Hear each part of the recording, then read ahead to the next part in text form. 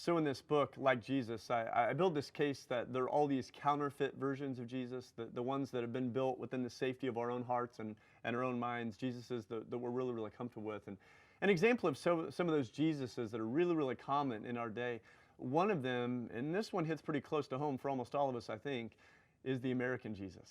And so American Jesus, if you asked him his favorite colors, of course his favorite colors are red, white, and blue. And if you ask American Jesus what his plans and desires are for your life, well, it's going to sound shockingly similar to something you've heard of called the American dream. That he wants you to have a nice house with a 2-car garage, if not a 3-car garage, and a plasma TV on the wall and a barbecue grill out back, and maybe a vacation home and a really plush retirement package. And there's nothing wrong with any of those things, but the American Jesus, that's what he's all about, because his dream for you is a lot like the American dream.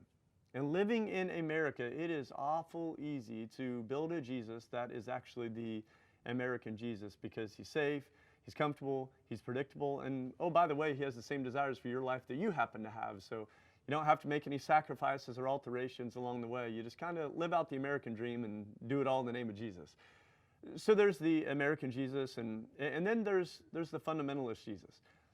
And the fundamentalist Jesus, he's not a very nice guy.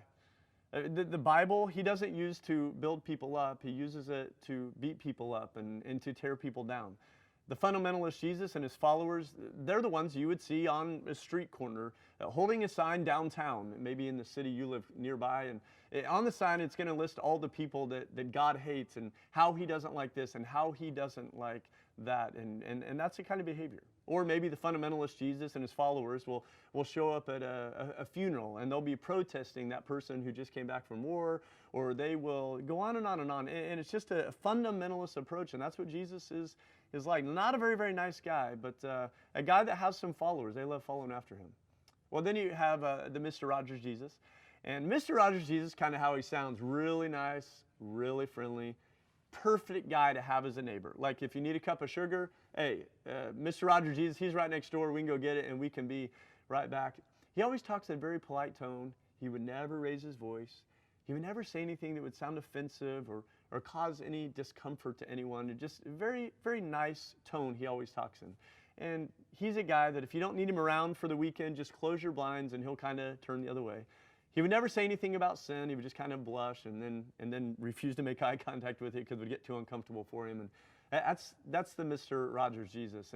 And there are just so many of these counterfeit versions of Jesus that have built inside the privacies of our own hearts and our own minds, but don't necessarily match up with the real Jesus that we find in the Bible.